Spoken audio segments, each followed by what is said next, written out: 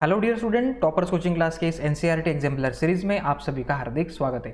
तो चलिए डिस्कस करते हैं लाइट चैप्टर के कुछ interesting NCERT exemplars. Question number 28, under what condition in an arrangement of two plane mirrors incident ray and reflected ray will always be parallel to each other, okay, whatever may be the angle of incidence, show the same with the help of diagram। so friend, हमें यहाँ पे बताया गया है कि दो plane mirrors हमें यहाँ पे दिए गए हैं और उसका इस तरीके से अरेंजमेंट करना है कि जो रिफ्लेक्टेड रे होगा वो हर कंडीशन में पैरेलल होगा इंसिडेंट रे से, है ना। इंसिडेंट रे और रिफ्लेक्टेड रे दोनों एक दूसरे से पैरेलल होंगे।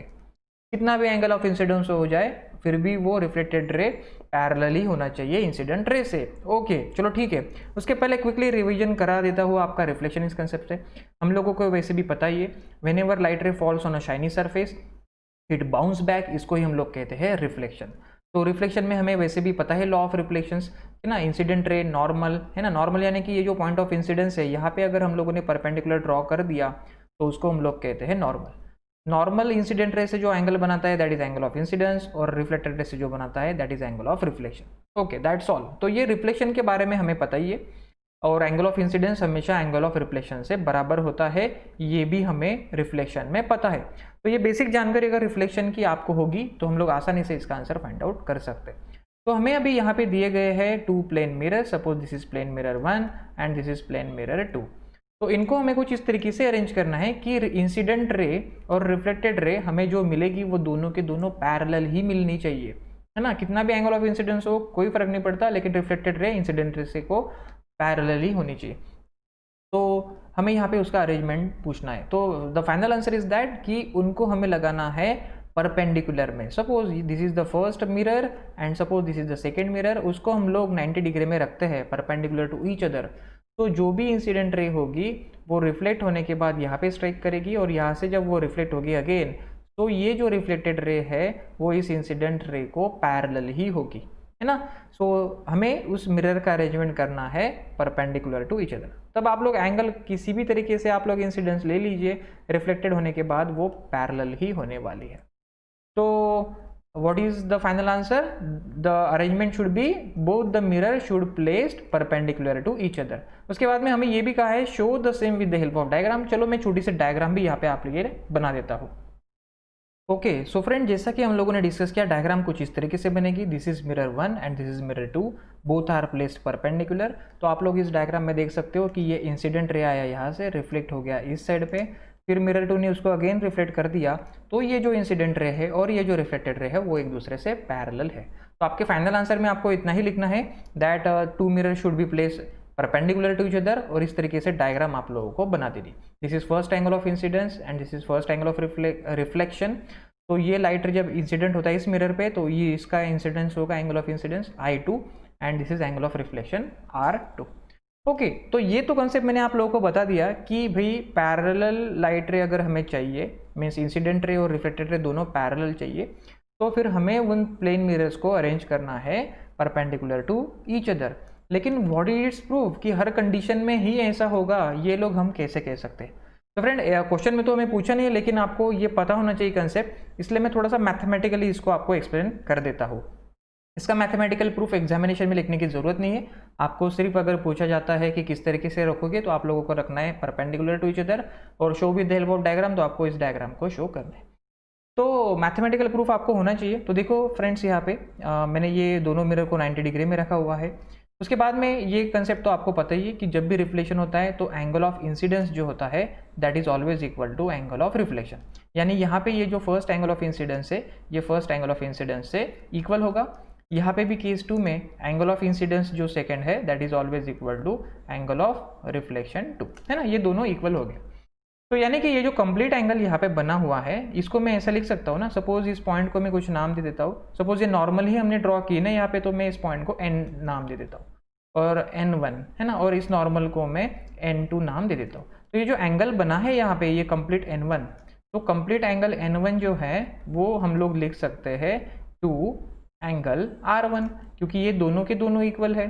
तो इस कंप्लीट को मैं डबल ऑफ R1 भी कह सकता हूँ। तो ये हो गया मेरा फर्स्ट लॉजिक। उसी तरीके से मैं यहाँ पे भी वैसे कर सकता हूँ, ये दोनों इक्वल है I2 एंड R2। सो ये जो कंप्लीट एंगल है यानी कि angle N2, so angle N2 को मैं लिख सकता हूँ डबल ऑफ एंगल I1।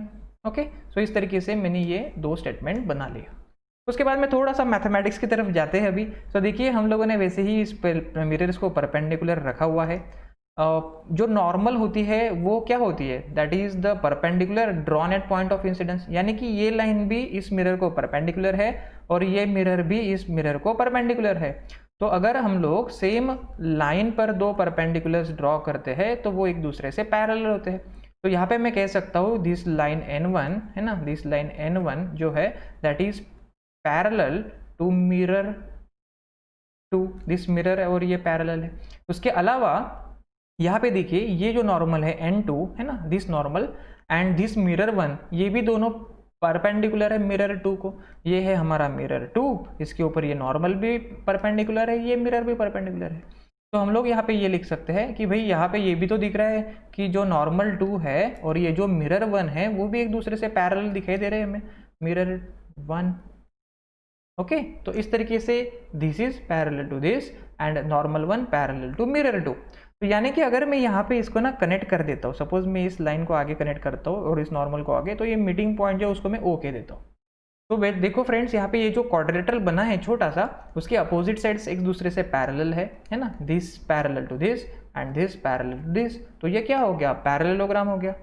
और पैरेललोग्राम में अपोजिट एंगल्स कैसे होते हैं, इक्वल। तो ये अगर 90 डिग्री का है तो ये भी कितने डिग्री का होगा, so it will be 90 degree.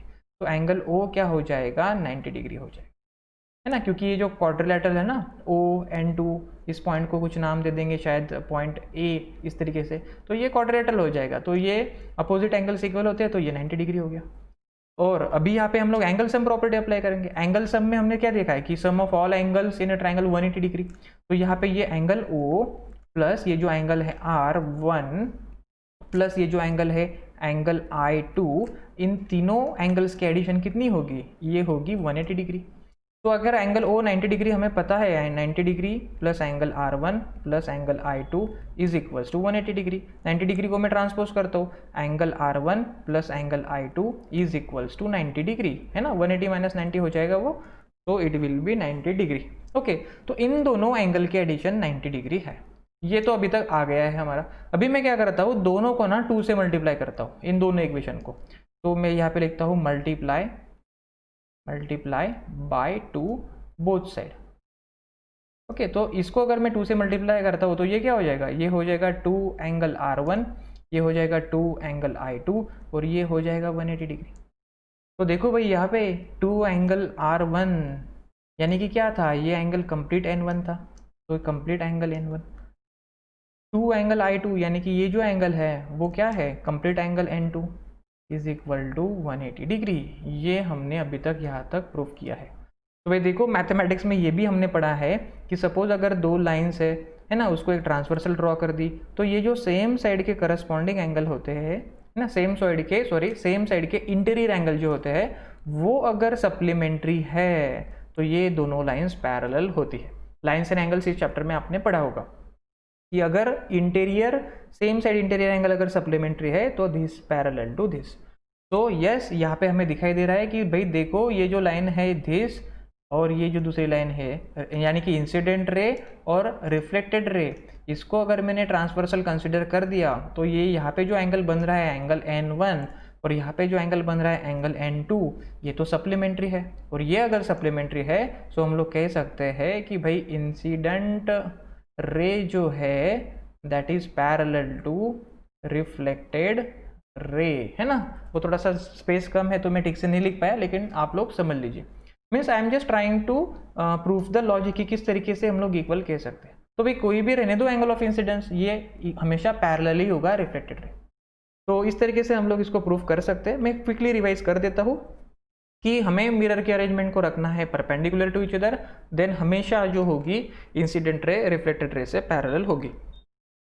रहा सवाल प्रूफ का, वो तो पूछा नहीं है, एग्जामिनेशन में लिखना नहीं है। एग्जामिनेशन में आपको सिर्फ ये डायग्राम ड्रॉ करना है इस तरीके से I1 R1 I2 R2। लेकिन अगर हमें कैसे प्रूव कर सकते हैं ये दोनों पैरेलल, तो भाई हमारा टारगेट ये होगा कि ये जो एंगल यहाँ पे बन रहा है N1 कंप्लीट एंगल और यहाँ पे जो एंगल बन रहा है ये अगर मैंने सप्लीमेंट्री दिखा दिया तो हम लोग इन दोनों लाइंस को पैरेलल प्रूव कर सकते हैं। तो मैंने अभी यहाँ पे थोड़ा सोचा कि मैं इनको सप्लीमेंट्री कैसे बता सकता हूँ, तो इसलिए मैंने क्या किया, इन नॉर्मल्स को आके कनेक्ट कर दिया। तो यहाँ पे मुझे दिख रहा था this parallel to this and this parallel to this, तो इसकी वजह से ये पैरेललोग्राम हो गया, ये 90 डिग्री है तो ये 90 डिग्री हो गया। यहाँ पे मैंने एंगल सम प्रॉपर्टी अप्लाई कर दी, फिर टोटल तीनों के एडिशन तो 180 है, उसमें से ये तो ये 90 डिग्री का है, मीन्स R1 और I2 जो होगा इन दोनों के एडिशन हो जाएगी 90 डिग्री। बस फिर आपको दोनों साइड में 2 से मल्टीप्लाई कर देना है, और आपने पहले ही प्रूफ किया था कि 2R1 यानी कि ये टोटल एंगल है, 2I2 यानी कि टोटल एंगल है, बस उसकी वैल्यूज रख दो। तो आपको आखिरी में ये मिलेगा कि ये जो कंप्लीट एंगल है N1 और ये जो कंप्लीट एंगल है N2 ये सप्लीमेंट्री है, और उसी की वजह से हम लोग इंसिडेंट रे और रिफ्लेक्टेड रे को पैरेलल कह सकते हैं। तो this is all about this particular question. I hope कि ये जो लॉजिक मैंने आपके सामने एक्सप्लेन किया है ये आपको ठीक से समझ में आया होगा। मैं फिर से इसको मिटा देता हूँ और आपके लिए डायग्राम 2 मिनट के लिए रिप्रेजेंट करता हूँ। तो फ्रेंड, एग्जामिनेशन में आपको इस तरीके से डायग्राम ड्रॉ करनी होगी। This is the diagram, this proves that कि incident ray is parallel to the reflected ray, both are parallel to each other if we place 2 plane mirrors at 90 degree और perpendicular to each other. तो चलिए discuss करते हैं next question. Question number 29, draw a ray diagram showing the path of rays of light when it enters with oblique incidence, है ना। Oblique incidence यानी कुछ particular angle में वो इंसिडेंस हो रही है, from air into water, from water into air. Okay, तो हमें रे डायग्राम ड्रॉ करना है भाई, showing the path of ray of light, है ना, जब वो एंटर करती है obliquely in this, from this to this and from this to this, है ना। तो दोनों कंडीशन का हमें यहाँ पे रे डायग्राम ड्रॉ करना है। तो सबसे पहले हम लोग ना रिफ्रैक्शन इस टॉपिक को ठीक से रिवाइज कर देते हैं क्विकली। हमें पता है लाइट रे जब one transparent medium to another transparent medium जाती है तो वहाँ पे चेंज इन डायरेक्शन होता है ना, चेंज इन डायरेक्शन। क्यों होता है चेंज इन डायरेक्शन? बिकॉज जो लाइट की स्पीड होती है वो डिफरेंट मीडियम में डिफरेंट होती है। जिस मीडियम में लाइट की स्पीड ज़्यादा होती है उसे हम लोग ऑप्टिकली रेयर कहते हैं, और जिस मीडियम में लाइट की स्पीड कम होती है उसे हम लोग ऑप्टिकली डेंसर कहते हैं। तो this is all about the refraction, है ना। तो ये तो पता है हमें रिफ्रैक्शन के बारे में। उसके अलावा एक बात और आपको पता होनी चाहिए कि अभी मैंने जस्ट आपको बताया कि कुछ मीडियम में लाइट की स्पीड कम होती है तो उसको हम लोग ऑप्टिकली डेंसर कहते हैं, और जिसमें ज़्यादा होती है ऑप्टिकली रेयर। सपोज अभी फिर यहाँ पे ये जो 2 मीडियम है, तो जैसे कि हमें यहाँ पे दिया गया है एयर एंड वाटर, तो देखो मैं ठीक से ड्रॉ करता ही उसको भी। ओके, सो फ्रेंड, हम लोग इस कंडीशन 1 के बारे में यहाँ पे जानकारी लेते हैं। तो suppose this is the these are the 2 mediums, this first medium is air, है ना, and this second medium is water. तो वाटर है तो लगना चाहिए भाई, तो मैं यहाँ पे कुछ ऐसा ड्रॉप्स बना देता हूँ, है ना, लगना चाहिए वाटर में लाइट रे एंटर कर रही है, ठीक है। तो वैसे देखा जाए ऑप्टिकल डेंसिटी की अगर बात करते हैं तो light is optically rarer medium, please note this thing, rare medium, and water is optically denser medium. Okay, तो एक रिफ्रैक्शन के बारे में आपको एक कंसेप्ट पता होना चाहिए। जब लाइट रे, है ना, रेयर मीडियम से जब डेंसर मीडियम में एंटर करती है तब उसकी स्पीड कम हो जाती है, और उसकी जब स्पीड कम हो जाती है वो बेंड कहाँ पे होती है, वो बेंड होती है टूवर्ड्स नॉर्मल की तरफ बेंड हो जाती है। वो स्पीड कम हो गई उसकी तो नॉर्मल की तरफ बेंड हो गई।